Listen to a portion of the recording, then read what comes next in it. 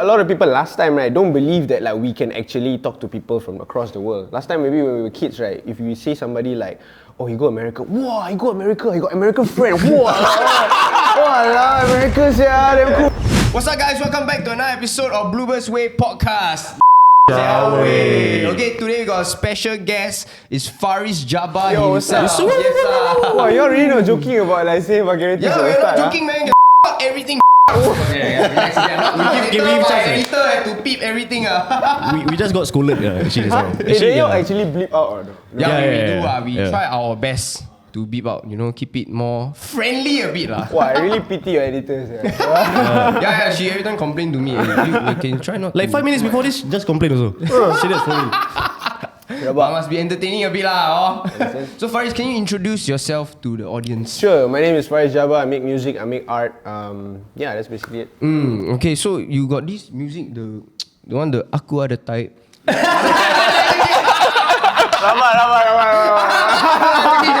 you. I swear that's you. Same, right? Same. The hat semua. The swagger, I think the swagger same. No. We know that's not you lah. We know that's not you. It was just like we were planning to say that. Yeah, so okay, if you all didn't know, okay, I actually noticed Farah, so like the sister come out. Fariz Jabba from one of his TikTok, he actually released this music, right, where it's the song name Kala, right? Yeah. The what? Can you rap? Dulu lapar tapi sekarang dah kenyang. Oh, lama, very fast, yeah, that one, but very what is it called? Like very, how to say? Tongue twister. Not tongue twister, like very like to listen lah, like just very fast, but Addictive What? Addictive Correct, very addictive. But he's Chinese, not I cannot understand. No, you just very easily addicted to things. What's it? Yeah. Moving on. I know last time I tried addict, but I don't have to say me. Walao!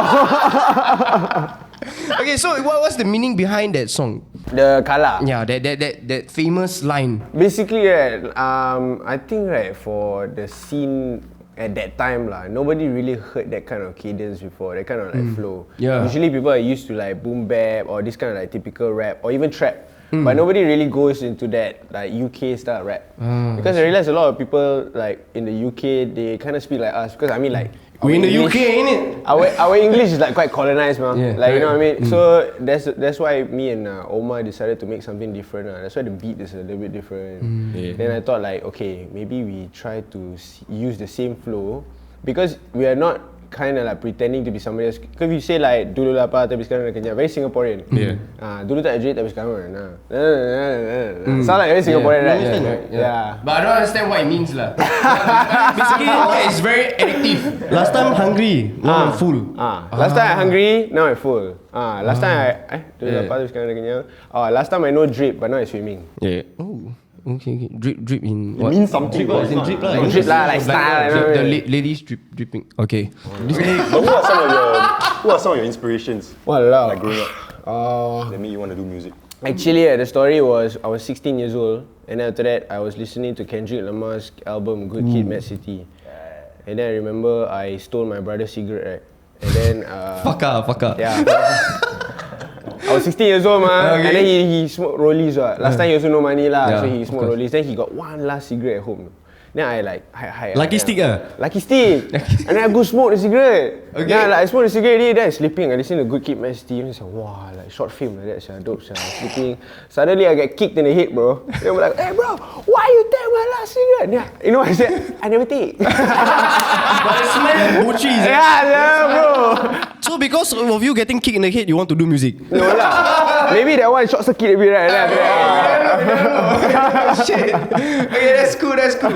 But what inspired you for that music video? I see you all had fun with it, like the suits you and mean stuff. Kala? Yeah. I mean like that whole idea of it, right, I think it's pretty cool because I think Singapore, right, you see there's not really a blueprint to become like a proper global artist. Everybody's just doing their thing. They're trying out their best to like do their own lane lah, basically. So for Kala, I thought it was pretty cool because like the song was like basically a sense of empowerment, like like aku tak boleh kalah or whatever. It's just like, okay, you know what? It's already tough for us to become artists, to create our own stuff. So Jasper, the guy, Vet Vibes, the director, he said, I think it's quite funny, right, if you guys like become like 80s conmen.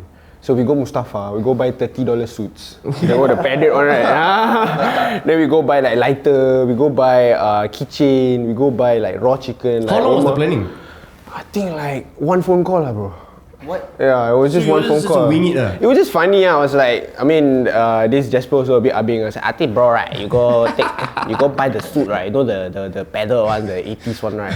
And then after that you buy. Actually, right, I think funny if Omar hold like raw chicken, whole raw chicken, right? Then you go to like every house, then you like, hey. But I think it's super cool that like I think it's super cool that like you guys took hip hop and like and you all made it your own instead of trying to subscribe to like American hip hop and trying to be like that way. I think like I think a lot of people have examples of, you see like people keep saying culture vulture.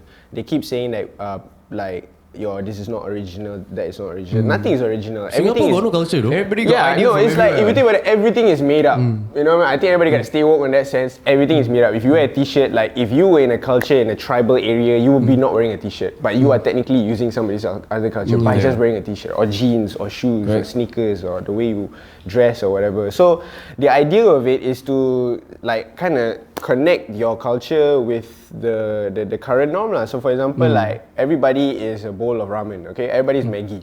Then we are Maggi curry lah. You are asam laksa lah. You are tom yum lah. So but it's the same shit lah. Yeah, You know what I mean? understand, definitely. Basically But no, Maggie, yeah. So like you're not trying to put labels or anything lah. It's more of like stop trying to fit everything into a certain subculture or genre. And like make your own. And like hip hop, I mean in general, I think there's a lot of how to say similarities between like revolutionary movements. For example, like punk, there's the skinheads, the hip hop movement. The whole idea of it is basically skinhead. I mean your brother. Hey, funny you know, people say my brother like the opposite me because the hair on top. Then it's like swap, you know. Okay, this is important. Why your brother got no hair?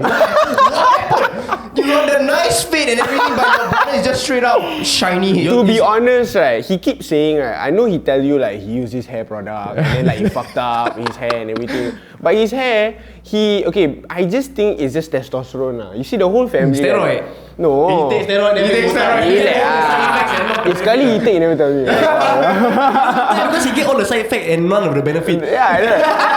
No, but I mean, this is just like my basic understanding of like eugenics. Like I don't know. Like I look at him. If I don't have a beard, but I have a full head of hair, he got a beard and he's much more stockier and like his testosterone is much more in his body. I mean, like that's just how I see it. How old is your brother? My brother is 36. I thought turning 55. How old are you?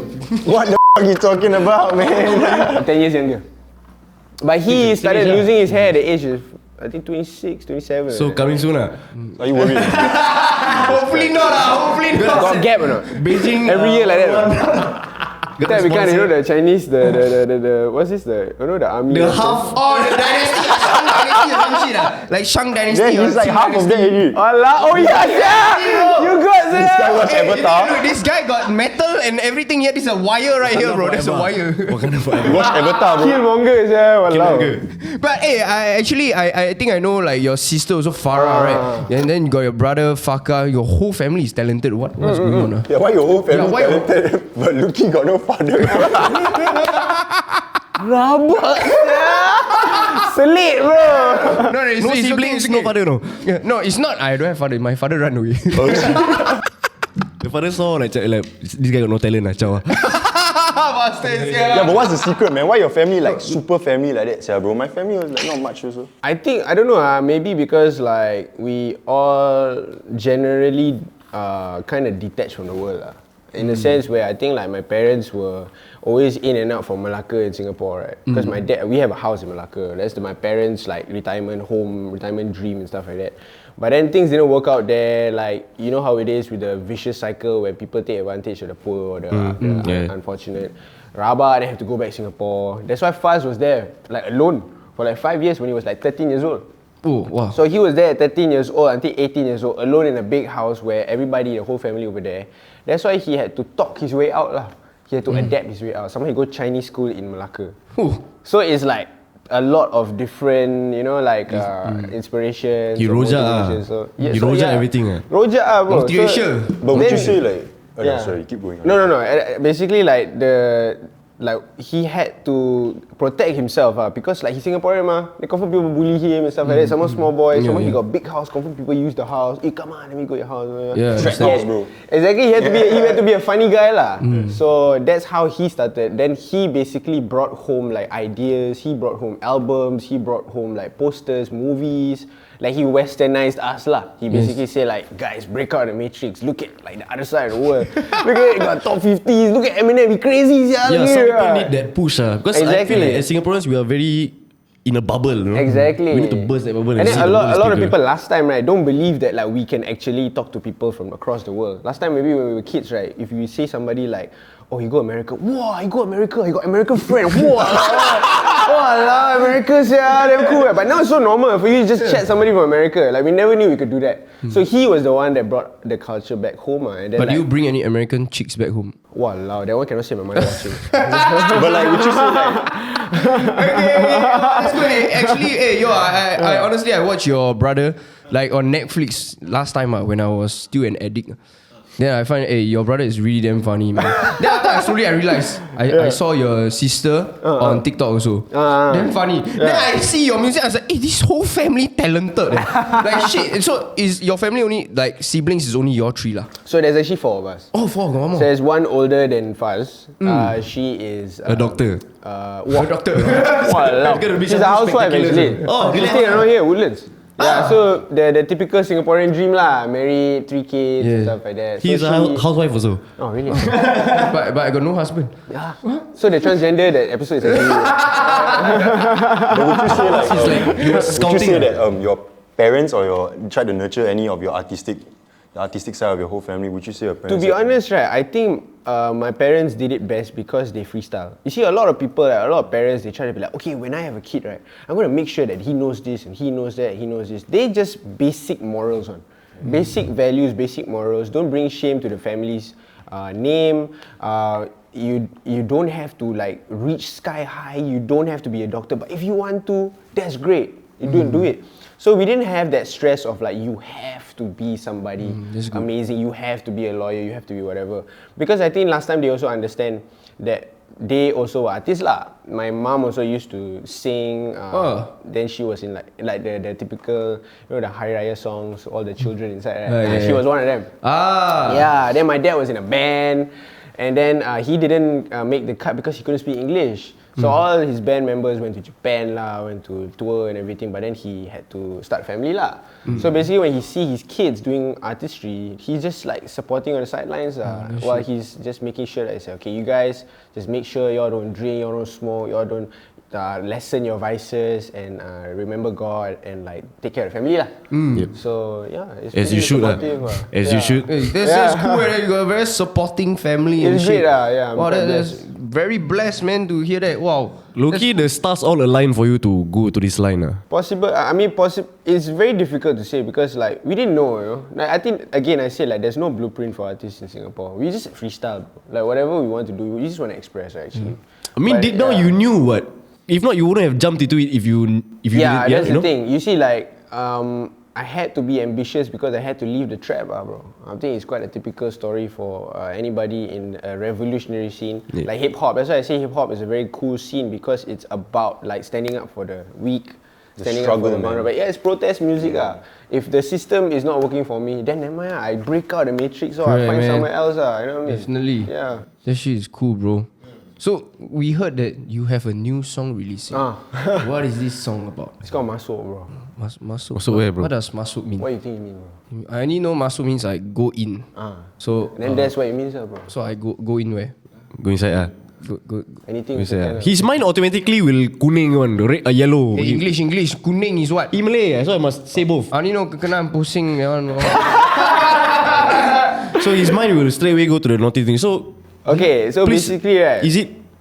Well, typically, okay, for this vein of my artistry, right, I do a lot. I do like rap, I do ballads, I do whatever. But my most favorite genre is like the whole, how to say, Michael Jackson, Justin Timberlake, Chris Brown, that type of pop music. Oh, You know what I okay, mean? I get it. Kind of like Okay. an R&B kind of. Kind of, in a sense. Think about it like a summer jam. You know what I mean? Like you play at a pool party and stuff like that. And I'm just trying to push the boundary of expression. No? So that's why I say masuk, because it's like, it's basically, the concept of it is like masuk line, you know. You know, in Malaysia when they say they want to talk to a girl, so I try to masuk line. But at the same time, sometimes it gets pretty deep. Like in the music video, I play 5 characters. So basically, there's one nerd, there's one, how to say, like a peacock character, and there's one suave fella who's like Michael Jackson or whatever. And the 4th one is like Chris Brown with dancers and everything. It's set in a mugshot scene. So the whole concept of it, we came up with it because I thought that a lot of Singaporeans in general can't fit in a box. Every time they say, oh no lah, I think you have like 3 things you can do in life lah. You know what I mean? Yeah. So that's why I say, and it happened to me in the industry or in the music world. People say that, Fariz, I don't sing lah, just rap lah. I think people like your rap, so you just rap lah. Then I'm like, what? So I just become a rapper? Like damn lame, sir. Like that's it. Like I don't want to be just labeled as a rapper. Like I want to be an artist lah. So I plant my seed. That's why my first song was a rap song. My second song was a Chris Brown song. My third song is a UK grime song, and then suddenly is a trap soul song. Then people say like, who is this guy? What is he trying to do? Like oh, I think he lost ah. Kind of like Childish Gambino. Something like that. Yeah, something but like the thing that. is like, I'm using my mainstream, my sign to major label era as my mixtape. You know what I mean? Because like we can't afford to be making like 3 mixtapes. Cause I no money, bro. You know what I mean? Like, we can't be because you don't have an industry to help. You don't have like 5 producers I can call up. Hey, bro, can you help me? You know, you can use your iPad or whatever to record my music. No, you have like maybe 10 producers at that time, and only 3 of them were good. So we only know how to write. We only know what to do. So I decided to use that platform as me to plant my seeds. So this vein is my favorite side, the Chris Brown side. Okay, that's I mean, it's a recipe for success. Look, Michael Jackson was a tits, dude. Yeah, man. Dude, But which side of Chris Brown? Oh, wait, really? Not that one. Hey, it's funny, okay, not to defend him, but I'm saying like what he did. Yeah, exactly. What he did was fucked up, and I don't think anybody should face that. But it's funny. He went crazy on Twitter or on Instagram because he said like, oh, you make fun of me at 17 years old by making a mistake, but y'all tune into Christian rock and Blueface beating up each other on Instagram and TikTok and everything, and then like that's fine. Shit. Must see your audience, right? Must see your audience, actually. Nah, people just like people like to just jump on the bandwagon when they can throw hate out. Okay, all together come and throw. They want to feel that they are like important, It's Right. like, yeah, my opinion matters. I think like honestly, it's time and place. True, man. People usually get away with stuff because they at the correct place at the correct time, you know. Yeah. But do you ever feel like you don't have do you ever feel like you're constricting your freedom of what you want to express because of you're afraid that people don't like it or people do? Oh, so that's why I do different things all the time, because like a lot of people expect me to do one thing. For example, like I released a rap song, it did well, then they expect me to do another rap song, for example. Then I don't want lah, because it's like I'm not pushing the norm. I'm just like leeching already at this point. That's the hip hop part about it. You always have to create break. Then people see these examples and see these seeds, and whoever want to come and be like, oh, I like this actually. Then they come out, then all the kids start to cut their hair like me. So that's up to them. But my journey is to break the whole matrix. I want to change the sonic landscape for myself, because I want to know that Singapore can be a hub for artistic value lah. So people can look at Singapore, then they see so much diversity, then at least they come here, so then we got something to give them. It's about time, bro. Yeah, Honestly, you all are making an impact in Singapore really, sir. Like yourself, Young Raja, Bazil even just went on. Yeah, Bazil. So like, you all like, Shout out Bazil. our country is on the map now, sir. Our country is really on the map thanks to you guys, you know. I think it's like long time coming. But again, we need strength in numbers. Yeah. So we do focus on like making sure that new artists feel like positive in a sense where it's possible for them to make it lah. I think like there's a few artists who became artists because they saw us do it and there was an opportunity. But I have to stress that a lot of people in every industry, in every job, they always emulate the outcome. They always emulate the end result. They see, wow, on stage, wow, song nice, wow, I want to be that also. But they forget what's behind. We cannot show, we cannot show because it's like it's our journey, you know what I mean? Hustle. And it won't be shook if like we show them our pain support pain, you know. No, they won't even be interested. People usually want to see, because social media is like what they show the good stuff only. Nobody really wants to know what's up. Exactly. They cannot And handle the truth also. In the artistic industry and the general art industry, like you're gonna feel like a lot, dude. But you need to be happy. Like for example, I had like 10 jobs before I did this like music thing, right? And Banquet. then after that, banquet. Oh yeah, correct. I Yeah, used man. to be a cleaner also. Yeah, bro. Yeah. You do all that kind of stuff just You to have earn to the money. do, yeah, you gotta do it. So, Work but your way up. that's the thing. Like once I did all that, right, and after that, I was like, one day, right, I realized that I gotta break out the matrix. I cannot do this. I cannot fit in the education system. I got 32 points for O levels. Then what? Suddenly, don't belong in I society. got 33, bro. You see, but now we here, man. What's up? That's the way. Yeah, lah, but you see, like, we want to create opportunities, right? You see, if the system say you got 3 jobs that you can do, our job is to break out of it. We find a different way so that we can create the 4th one for the next people. You know what I mean? So when I became an artist, for the first year, right, bro, I lost like 7 kilos, bro. I had like $100 to my name, but I had the privilege of course, like staying with my family, lah. Like, you know what I mean? But I wouldn't say like we are the most financially sound, you know. So I only had $100, $150 every month, and I lost weight. But I was the happiest I ever been because I'm free. You know what I mean? Awesome, man. Yeah. Then I eat ananas, or $2 chicken rice every day. Ananas, Because you know that like I would rather die fighting for what I love rather than be a slave, lah. You know what I mean? Yeah. Stay true to yourself, man. Yeah, Do man. whatever that makes you happy. Word, That's man. what is important, bro. How do you, would you say that, how you all make this, like, all your hits and everything, right? Do you all like come up with like a flow first, then you all know that flow, then you all write down like the How's your lyrics? thought process creating a song, man? Yeah. What different I think ballad different, rap different, R&B different. A lot of people, if it's like melodically, they will come up with like a structure first, they come up with the beat, they work with the producer. I think a lot of people need to make sure that you credit your producer, like to make that clear, because they are not your ghost, they're not your mother, they're your partner. So without the producer, you wouldn't be able to record, you wouldn't be able to mix. And I think it's important to know that once a song is out, it's actually both of them. So I only can give half of the answer of the process because they are actually the ones creating the vibe. They see your vibe. They basically possess you and put it inside the beat. So what I do is usually what we will do. We have to link with the producer. We have to have a bond. We have to be like, okay, you know what? Let's play this song. Nah, that's whack. Oh, that's dope, yeah. Then we try to combine those two. Okay, maybe we make a beat that sounds like this, maybe this vibe, maybe this key. I'll say, okay, can. Then the producer would do his work. Then all we gotta do is basically watch the process and learn, and at the same time write lah. So sometimes melodically for a song, you will come up with melodies first, and say, hey, dope, no, dope. Hey, I think dope, man, we record the melody first. Then after that we come up with words. Just based on the feeling. Because sometimes the feeling of the song, without words already, you can tell whether it's a sad song, whether you're disappointed, whether you're happy, whether you're angry, or whatever, right? Then after that, we come up with a concept from there lah. But sometimes people already have a concept at home, which is way better for the producer. Please write at home and prepare, or not you have to wait 3 hours for you to write your music. But there's a different process. For raps, I think generally I will come in, I hear a beat, then we will select. I think a lot of rappers all over the world also do that. They will have like a beat library. There are about like 60 beats, and then they will just hang out inside the. Because sometimes you don't feel the beat, right? Exactly. You're inside the studio and then like play the beat. Because imagine if they make the beat over there, right, and you don't like it, then you paiseh wanna ask, hey bro, change ah. You know what I mean? Yeah. So that's why they have like 60 beats or whatever. Hey, come, let's go and have a listening party. Play. I don't like, bro, change ah. Play.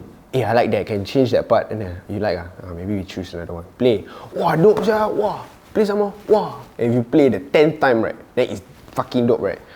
Okay, come, let's record.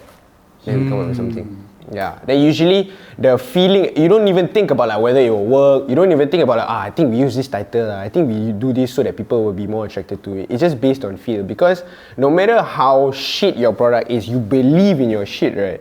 Then people will be like, why he believe in his shit? Actually, yeah. Correct. You know what I mean? Yeah. You have to put that sort of positivity in your You must shit believe lah. in your craft, You so must other people your believe in you craft. lah. Yeah, exactly.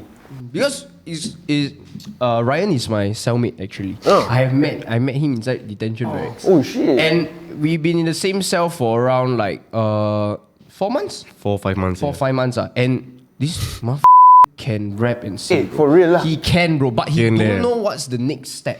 So maybe Also you because have, I got stage fright. Do you put content out? Every now and then Okay, but like, do you ever link up with producers? Not That's Not your, really, that's no. your journey. Yeah. I think So like do you have like any advice to anybody who wants to start out their music career or whatever? my advice is just start lah. Because in a sense where it's like people always say like, oh man, I wish I could do that, but like, it's so far for me. Oh man, I wish I had that G-Wagon, but nah, I don't have money. I wish I had that penthouse, but I no money. Like I have to really reiterate, right, that like the idea of ambition and achievement is not that far. It's just a matter of stringing things together. Because the step that you take, thinking the mountain is so far, that one step, right, is the same one step that you take once you reach the summit. It's one step. So it's stringing things together. Basically, let's say you want a music video, but it's like, man, I can't make a music video like that, but I wish I had it. Maybe I try to do tear down, so I save money, but none of this will work because your insecurity will break it. Because there's a million things in your head that you think you have to do for a music video. So what you need to do, you need to list out like the placeholder plan. So you have a plan that you string together. So they say music video. Then they say, if you feel super insecure about yourself being in this plan, right, you put there person X. What will you do for a person that wants a music video? So person's X music video. What does a music video need? You need a video, okay, video. Then after that, you need a videographer. Then like, I need a red camera, I need this camera. I don't have that. Then how? Placeholder, iPhone. Put there, iPhone. Working backwards. Yeah, so you're working backwards. So you see, okay, wardrobe. Man, I wish I had that Gucci. I wish I had, but I don't have. What do I have? Oh, I got Dickies. Fuck it. I put Dickies. Then at least you see your plan, right?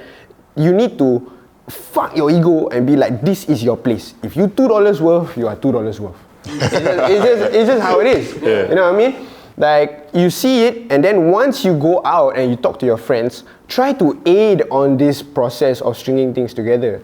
You bring that paper around and all memorize it in your brain, fully like imprint it in your mind. So once, for example, I come here, I'm a newbie artist, right? I see like, the camera nice, maybe. No, still okay. I know you're okay. You know what? Okay, relax. Malay, that's what you say.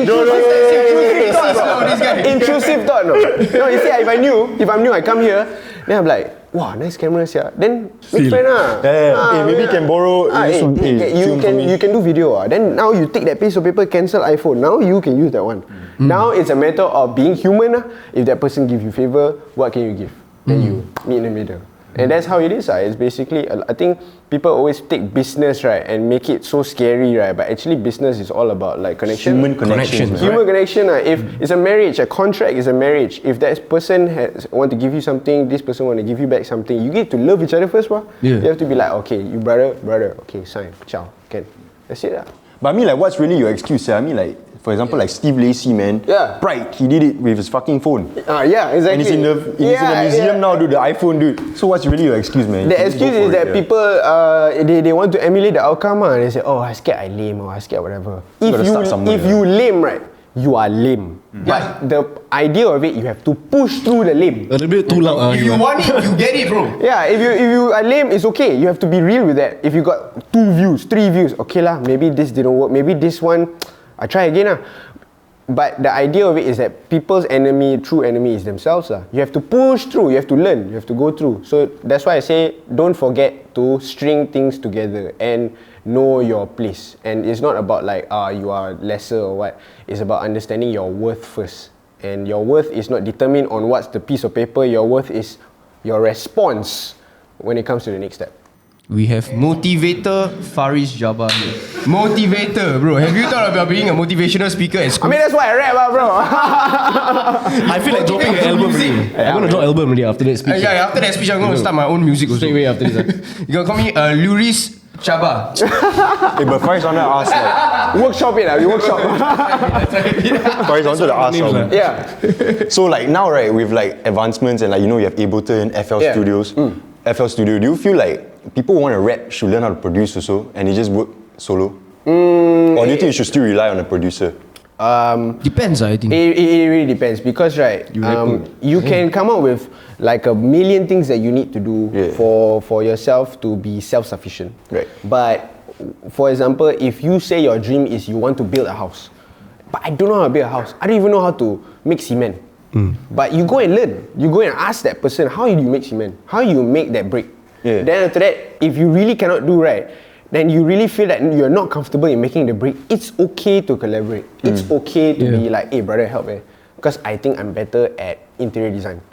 Because if you can make that, but I will learn as much as I can. But you know deep in your heart if you are doing something you don't like, what? Yeah. But as long as you know that you cannot be a loner, you cannot be somebody doing this by yourself, because humans are communal creatures. We feed off the energy of each other. If somebody smiles in the room and somebody is laughing, the general vibe of the place can be felt because its frequencies in the air. For example, when you play in a radio. Bro, talking about science right now. Oh shit. Damn!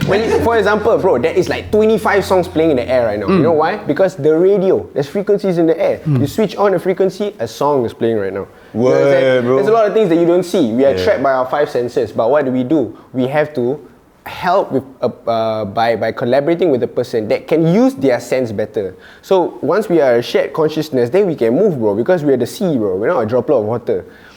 All of us. What the shit? This is Awaken Jabba. Okay, am I going too far? Should I stop? You're going You well. pray 5 times a day, then this happens or something, is it? Should I start praying or what? Shit! Oh man. Hey, yo, wow, that's so cool, bro. Wow. Deep words. The way his mind works is like mine. Sometimes when you're on a roll already, like, just keep talking. Then like, all these random fun facts all come out. Like, Because Nuki's brain's kind of one-dimensional. I used to take drug lah. Wow. Hey, people who take drugs very smart ones, yeah. Apparently not me. I think until my brain fried already. Say no to drugs, guys. Say no to drugs, man. Oh my So, god. hey, bro. So with this new song Masuk, I actually heard a snippet of it. Oh, yeah. And I feel that it's quite nice, bro. Can you like maybe share a little bit on like maybe the when is the chorus song a little dropping? bit? When is the song dropping? Song dropping next week, bro. 24th February. But I think by the time should be come out I think already. you should Can I lah. think you'll be able to enjoy it already. I put the link in the whatever. Put a link in the description, man. Yes, sir. You should listen to it. No, run it up the place. Sing a bit of the chorus. Sing a bit of the chorus. I like this part because this one is actually quite a double entendre. Bulan madu di langit, hujan mencurah lagi kau di atas pelangi. Like basically, honeymoon in the sky, the rain is falling again, you on top of the rainbow. And I think like, I'm not generally very good in Malay, but like the Malay side of poetry sometimes can be damn beautiful, bro. That's why I say like, damn, bro, with the scenery like Justin Bieber with the mistletoe and stuff, is it? Bro, you see all the old in the rain all, bro. Malay songs must extra. It's like Must extra. Our Malay music videos is like Bollywood films. that's why. Yeah. Extra. Must have the rain all in the song. the feels, Must kena the feel, feels, bro. Never feel. It's not a song. So that's why they drip lah. The girls would drip lah. Is it? The girls will dribble lah. They will play basketball. But I have this song called Masa. Masa was a second track that I released, and that song was a very Chris Brown vibe. And I think like in general sense, people understood the kind of like R&B that I like. So Masa was a very infantile, very young, very like secondary school love type of shit. So when Masuk came out, me and my producer Zeke Flight School, basically we wanted to come up with a concept of like, okay, now we get a little bit older, we want to push the boundary of like the feeling of love lah. You know what I mean? Like basically Masuk also means that you know that feeling where you have to kind of like play that character of what you can be to talk to that girl. You come up with like scenarios in your head. Should I be friendly? Should I be care? Should I be whatever? So the whole music video is different characters basically trying to come up with a character to talk to that girl. You know what I mean?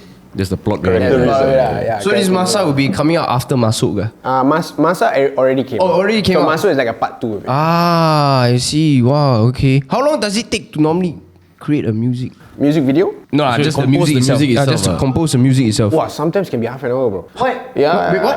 Yeah. I mean, if you have a beat ready, you know what I mean. You mean like half an hour to complete a song? Yeah lah, inspired. Inside SL, right? How many songs with you? I don't know, bro. How long does that take? How long do you guys make songs? I don't make songs, bro. I Sometimes listen half an hour also we finish lah. Exactly. Yeah, that's how it be. Just me saying whatever. What? Quite fast, but sometimes it's long, bro. Sometimes it takes a couple weeks, bro. Because Is it like, I mean, as in like complete the whole music, like release the whole track. I mean, to release the track is different lah. I mean, like You need to master. You need to mix it. You need to master. So the before it comes out, I mean, like before your product comes out, you have to go through vetting, ma. So that's what mixing. QC, Q quality control lah. You know what I mean? But like at the general, like creation or curation of the thing, it can sometimes take very very fast, bro. Like 30 minutes. Sometimes you can make like 2 or 3 tracks in one night, but that is considered you already sweet chemistry. That one Lil Wayne standard. Exactly, and Lil Wayne quite crazy, bro. Lil Wayne actually don't write his music, bro. Lil Wayne inside his head one. Bro, he will freestyle everything. He will one day go inside the studio and freestyle like 16 songs. Yeah. What the in his head, bro? Like Jay-Z also. Like there's only like a few people 3 people that I know in like pop culture that can like make music just like that, bro. Juice WRLD was one of them. Juice WRLD, yes. Juice WRLD, Lil Wayne, Jay-Z. Like that's the 3 people I know. It's quite wild, bro. Like Jay-Z, like, for example, there's this one song, The Dirt Off Your Shoulders. There was this very popular video of like Timbaland showing him beats and stuff like that. Then he like don't like. And then Timbaland skipped one beat, right? And then he heard 2 seconds of it. Jay-Z was like, hey, what's that? Then he play. Then you like? Then he relax a bit. 15 minutes. Straight away go inside the studio. Whole song recorded. Sometimes when you got a feel for it, you know. It's like, you know, when you found the one. Yeah. It's like finding girl. But then the problem is like in my lifespan I got like 7 the ones already. I thought like 7 girls gonna be this the one I want to marry. Then I felt like no. I think it's like you can draw example from like, okay, let's say painters. Painters have some some people trace paintings. You know, some people like draw inspiration by looking at a thing and then okay, I'm gonna create a new little concept of it or whatever. But some people can just like draw because it's in their mind. They see a picture in their mind.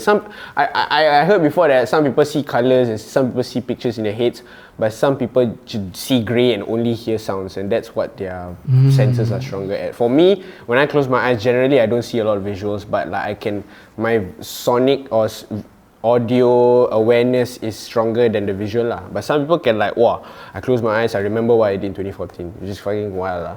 So, Lucky close the eye black colour. No, I close my eyes, I wonder why my dad left. Papa! Yeah, I don't even know if my father will even watch me or not. Hey, but Fariz, have you ever met that one any of got your... pain in the laughs, that one. It's like the tears in the eyes, but the mouth Numb already, bro. Numb already. Gonna go back, take drugs. Have you ever met any of your favourite hip hop artists before? Who are some people you've met? I met Sway Lee. Oh shit, when you came here? It was a funny story because I think one artist in Johor Bahru, I think it was the JDT festival. I think it was like last year or maybe, I think even before COVID, 2019 around there or 2020. And then after that, one artist in Johor Bahru, the festival, right, it was for a football team, JDT. And then that guy pulled out because something happened with the flight or whatever. But then Ray Sherman was going to perform at Marquee. And then basically Joe Flizzo was very close to Bangkok Invaders. So Bangkok Invaders basically helped to get Ray Sherman to Johor Bahru by like being the replacement artist. So it was a whole ass like street little like how to say tying things together. So Joe told Raja to be like, hey, could you help to bring the Singaporeans around in Malaysia, because I think they need somebody lah, since you guys in Singapore and they're gonna be in Singapore. So can you please help them to go to JB, do their show and then bring them back. But then transport is all there, but you just be the person to help, like for example immigration, you translate or whatever, that kind of thing, like liaison lah. So Raja got the call, and then Raja was like, yo, what's up Joe? And then I see his face start to change. Then he like, huh? Serious ah? Huh? Really ah? Then after that Joe was like, you can bring your best friend, but don't fanboy ah. Then he like, okay bro, okay. Then he paused for a while. Then he like, Fariz, I go toilet first. Then he come back, bro, relax ah, don't panic ah. Ray Sherman is coming to Singapore. Then I'm like, Then Joe needs help. Then I say, what he need help with? Somebody pulled out a JDT. Now he need to do the show over there. We need to bring them over there. Oh shit. He said can bring you, but he said don't fanboy. Then I like, but I fanboy already. Who won't fanboy, bro? Swaley, shit. So Swaley went to Woodlands or Tuas ah? So they landed in the VIP terminal at Changi Airport, and it was the first time I went there. It was quite wild. We went there and then we were like, wow, VIP terminal, I didn't know this exists, yeah. It's like a separate terminal, bro. Then you go inside and then after that I see one guy in a white t-shirt watching BBC eating food. Then I'm like, oh, that guy look like Slim Jimmy, yeah. Then okay. Then I'm like, what's up bro? Then he damn friendly, bro. He turned around, he was like, hey, what's up, man?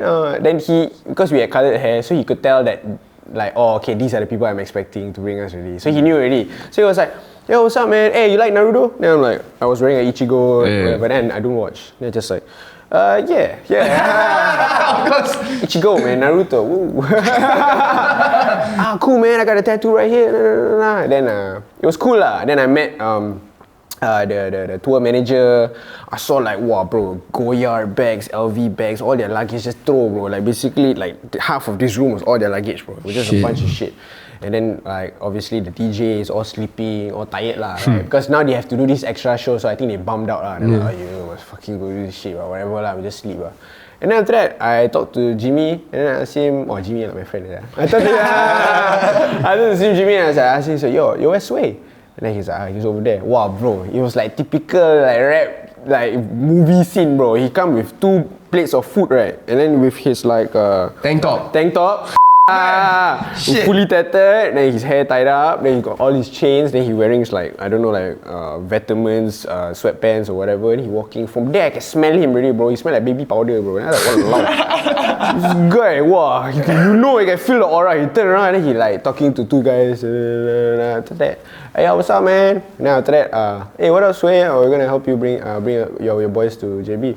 Then he split our food and said, hey, what's up? Sit down, man, I'm fucking hungry. Then I just sit down, me and Raja just like watching them. And it was cool because it was like real. You could tell the human side of it. They were just using their phone.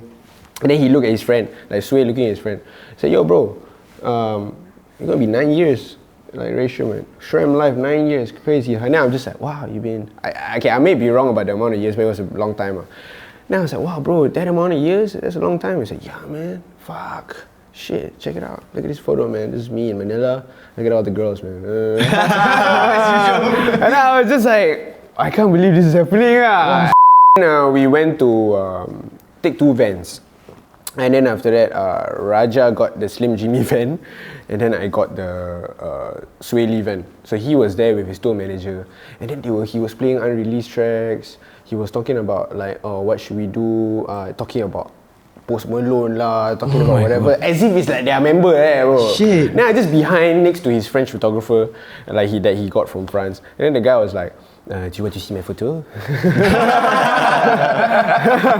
Then I was like cramped up in the van. I was like, wow, that's pretty cool, man. And after that, it was funny. You go to the Malaysian immigration, and awak ni semua artis like that. And then everybody look at me. Then it's like, then I speak Malay lah. I say, dia orang America. And I'm like, oh, okay. Nak datang buat apa? Oh, ada show. Oh, okay. Then after that, turn around. Are we good, man? Just scared. So we good, man? Nah, bro, they just asking. Chill lah. Then go there, and then after that, go to this JDT festival. I think it's like pretty private, but crazy, bro. I think those people who went there, wow, you guys really damn lucky. The whole entire sky, right, was filled with fireworks, and like you can tell, it's not like safe for the environment. Yeah, it's like the entire place, bro. Then that time, right, because you know this year they got the drones that can become like that, right? That time have already. That time got the JDT logo, whatever. Advanced, So everybody come out and say, bro, Rishima also look out. It's like, damn, it's crazy, man, damn. And then we had to bring them inside. We had to like become the security guard inside. They had their own bodyguards, but we had to bring them. Bro, that's your room. And then we were late for the trip to Marquee. Then we were in the car, we were already late. They were, I think, like 1.5 hours late already. Because we were supposed to perform at 12, but then they came at like 1:20 or something. So, brought them back into Singapore. They damn tired already. They're like, fuck, man. And then after that, they were talking about girls over there. Sway go open up the laptop. And after that, he showed this photo of him in the middle of a sea of Manila girls. Damn, bro. Then he was like, not bad, Then I'm just like, but you're going to Marquee, bro. Even better, yeah. He said, what you mean, man? It's like, you gonna hook me up? I said, I can't hook you up. You know what I mean? I'm not a pimp or anything, but like, if you go there, I mean, generally, you know, the club asks like modeling agencies to bring their models for free and stuff like that. It's pretty cool. Like, you can see cream of the crop, man, if you go over there. Then he said, for sure. And I was like, okay. You gonna hook me up, man. You got me excited and shit. And I was like, I didn't say anything. He doesn't need help, what? Yeah, so that's the thing. Then we went there, went to MBS, and then it was funny, bro. You can see the relationship he have with his tour manager. The tour manager is like, guys, we need to rush. We're late already. Like, come on. Like you can't afford to like go back somewhere, makan and some shit like that. Then go back. Then he's like, nah, man, I need a shower. Like swear like one kid like that. Nah, man, I gotta shower. Just 3 minutes. It's like, sway, we're late, man. We gotta get paid. Come on, man. He's like, nah, man, I gotta shower. I gotta feel fresh, man. Come on. Then the moment we got off the van, then he shirtless, bro, because he was wearing a jacket. He like run up, bro, to his hotel room. Then we just wait in the van. Still smelling like baby powder. I don't. At that time, I don't know lah. I was a girl. And then he go and shower. He changed. Then he come back. Then I remember this moment. It's one core memory, bro. You know that C'est la Vie Tower, and then you cross the road to go to that one, right? Then one entourage, bro. Then me, Raja, Sway, Ray Sherman, tour manager. And then just walking. Posted us, yeah. Then I just like, go behind the stage, go MBS, then go inside Marquee, and then after that, we brought them to the show finally, and then after that they perform. Then when they perform, right, I forget, it's Ray Sherman. You know what I mean? Because you were with them for so right. Then they play Sunflower lah, they play Somebody Come Get Her. Chills, bro. Yeah. Yo, what the heck? And I'm like, Raji, yeah, bro. And I'm just sitting down there, this crazy, this mad. And then got one white guy from the team who just came like, hey, bro, where the girls at, man? No. I ain't got no power. So maybe after the show, maybe you can ask Sway to like call the girls to the back or some shit. Like he probably has that power. So after the show finished, man, he wanted to party, right? So he go take the mic, bro. He was like, hey, yo, all the single girls in the club, come to the back. That's all. What the? And bro, I think like 80% of the club all come to behind, bro. Son. Guy also go inside. Bro, my friend all inside said, hey, what are you doing there? Your guys also go No guys allowed lah. You know what I mean? Shit. So he was like, bro, like sheep like that, bro. I see like, wow, this is what. And then he with his 1942, just like rapper like that, bro. Like not like rapper lah, like rapper lah. Like partying at the back. Yeah, then he like pouring drinks to them and stuff. And then me and Raji just like, wow, this is crazy, man. What, how? I go, I think only, not even guys come lah, all leave the club. But it's damn funny, bro. You see the dance floor, right? You see all the all the boyfriends all angry. But also understanding. Yeah, you know what I mean? It's like a know your place kind of thing. I go smoke first. You said that you were backstage with Sway and everything. Yeah. So do you like throughout the journey with him, right? Do you take like videos? No, photos? I wanted to be respectful lah. I think like you know, it's not about like me wanting to leave an impact to him. I think I just like the fact that like to know that these idols that we love and everything can be human too. And it's quite interesting. I mean, like that is my most craziest experience because I spent hours with them. But I've met other people, so like J Park. Like I haven't had a chance to actually meet them as an artist to an artist lah. I think I haven't had that opportunity yet, but possibly in the future lah. Definitely, man. Yeah, but it's already cool and it helped. Yeah, inshallah. I think it's pretty cool that we get these opportunities to humanize them, so that we feel that it's more possible for us, you know what I mean?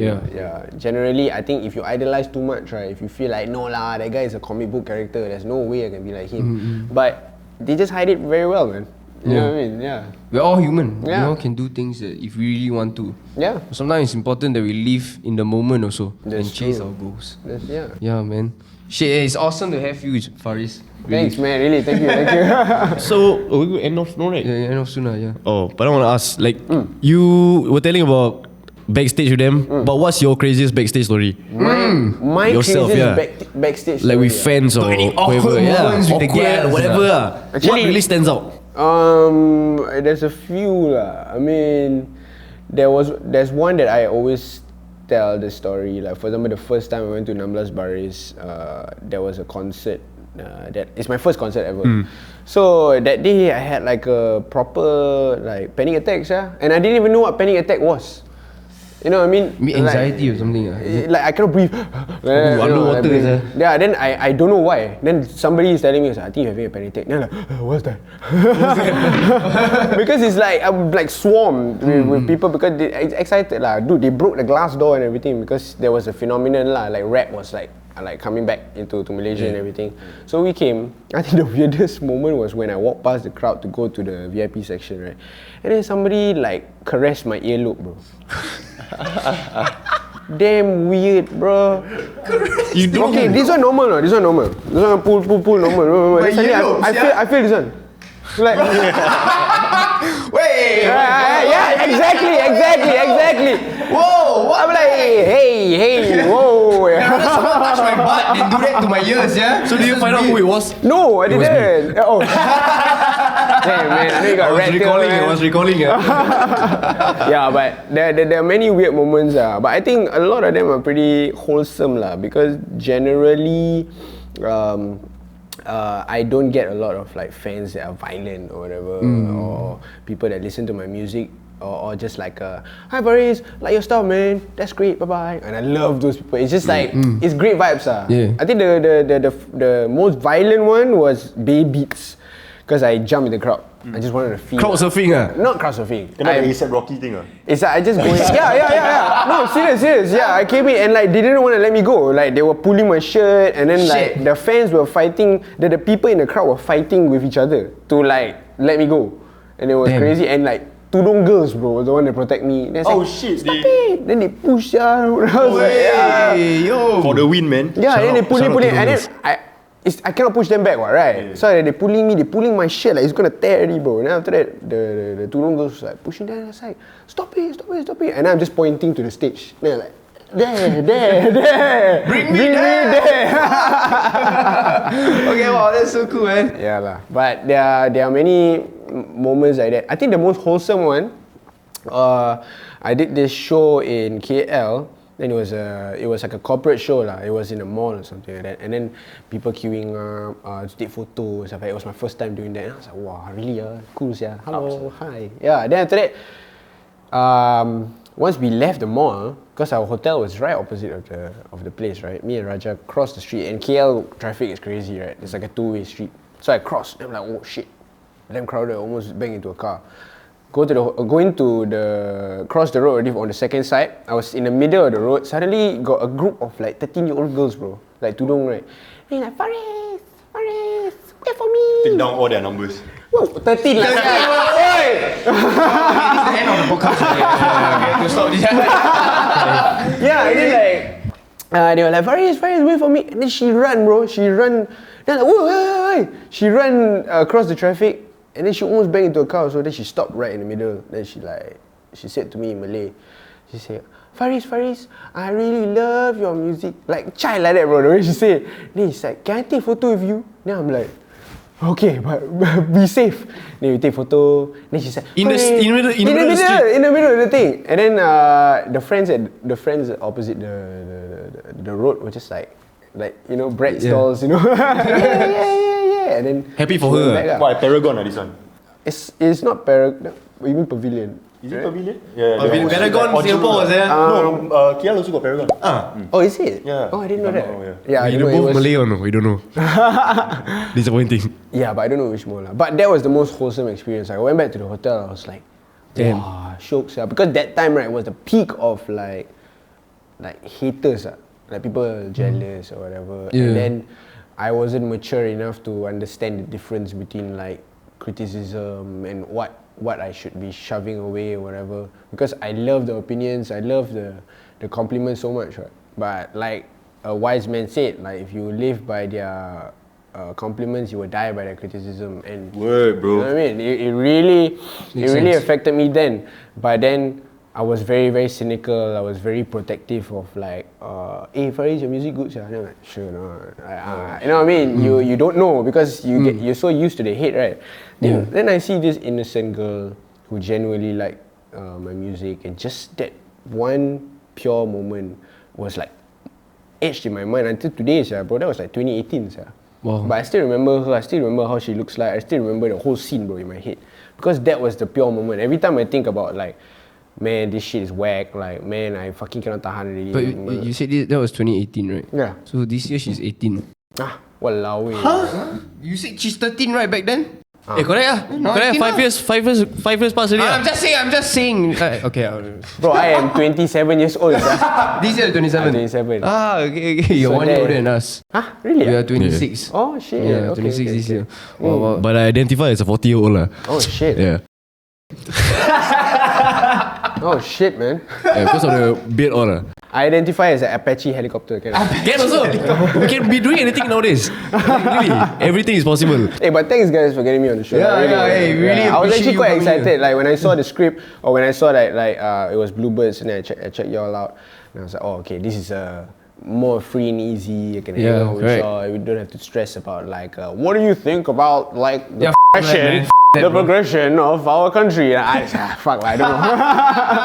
Hey, thanks for coming, man. We are really happy that you are here. Thank you. So, Fariz, do you have anything you want to say to the audience and also to your upcoming music? Oh yeah, man, definitely. I mean, dude, this song Masuk, I'm really excited. I performed it quite a few times, and for those people who asked me to drop, today is the day. And so the whole concept of this is like kind of like Masa Part 2, you know, like I'm just trying to get into that vein. The music video is out. Make sure to watch it on YouTube, on my channel, Fariz Jabba, FarizJabba. And yeah, there's more music coming soon this year. Matter of fact, there's gonna be a project that I'm gonna be releasing. And I'm really excited to show you guys. This is basically kind of like the first to the second phase of this new universe that I'm trying to create. So yeah, check it out. Is it a new All the project? best with your endeavors, man. Hey, thank you, man. We Thank see you. you, bro. Your new project is going to be solo or it's going to be features? My new project. Featuring Ryan Wolf. Thank you. I'll let you hear my shit later. But for real, is it solo work or?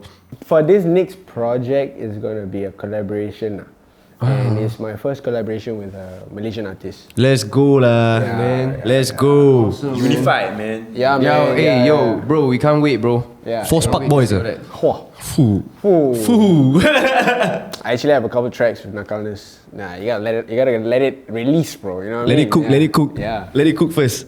Okay, thank you, Fariz, for being here on our show. And guys, remember to like, subscribe, on notification, and share it to your family members and your grandmother and your cat, your dog, all okay. And stream thank you guys so Masuk now. much. Stream Masuk now. Okay, ciao. Ciao guys.